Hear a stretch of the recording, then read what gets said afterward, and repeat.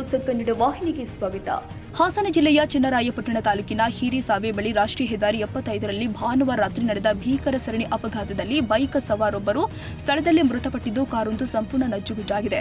ಖಾಸಗಿ bus, car ಮತ್ತು scooter ನಡುವೆ ಸಂಭವಿಸಿದ ಈ ಅಪಘಾತದಿಂದಾಗಿ ಹೆದ್ದಾರಿಯಲ್ಲಿ ಕೆಲಕಾಲ ಆತಂಕದ ವಾತಾವರಣ ನಿರ್ಮಾಣವಾಗಿತ್ತು.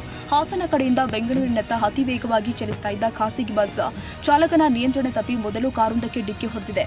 ಡಿಕ್ಕಿಯ ರಭಸಕ್ಕೆ ಬಸ್ ಹೆದ್ದಾರಿಯಿಂದ ಪಕ್ಕದ ಸರ್ವಿಸ್ ರಸ್ತೆಗೆ ನುಗ್ಗಿದೆ. ಅದೇ ಸಮಯದಲ್ಲಿ ಸರ್ವಿಸ್ ರಸ್ತೆಯಲ್ಲಿ ತಮ್ಮ ಗ್ರಾಮಕ್ಕೆ ಹಿಂತಿರುಗ್ತಾ ಇದ್ದ ಸ್ಕೂಟರ್ ಸವಾರಿಗೆ ಬಸ್ ರಭಸದಿಂದ ಗುದ್ದಿದೆ. ನಂತರ ಬಸ್ ರಸ್ತೆ ಬದಿಗೆ ಉರುಳಿ ಬಿದ್ದಿದೆ. ಅಪಘಾತದಲ್ಲಿ ಮಸಕನಹಳ್ಳಿ ಗ್ರಾಮದ ನಿವಾಸಿ ಎಂಸಿ ದೇವರಾಜ್ ಅವರು ಸ್ಥಳದಲ್ಲಿ ಮೃತಪಟ್ಟಿದ್ದಾರೆ. ಅವರು ತಮ್ಮ ಕೆಲಸ ಮುಗಿಸಿ ಸ್ಕೂಟರ್ನಲ್ಲಿ ಊರಿಗೆ ಹಿಂತಿರುಗುತ್ತಿದ್ದಾಗ ಈ ದುರ್ಘಟನೆ ಸಂಭವಿಸಿದೆ.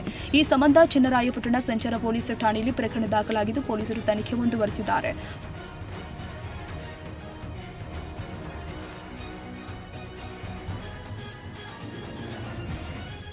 ತಾಜಾ ಸುದ್ದಿಗಾಗಿ ಎಂಟಿವಿ ನ್ಯೂಸ್ 24x7ಗೆ ಸಬ್ಸ್ಕ್ರೈಬ್ ಮಾಡಿ ಮತ್ತು ಬೆಲ್ ಐಕಾನ್ ಅನ್ನು ಒತ್ತಿ. ತಪ್ಪದೇ ಲಿಂಕ್ ಶೇರ್ ಮಾಡಿ.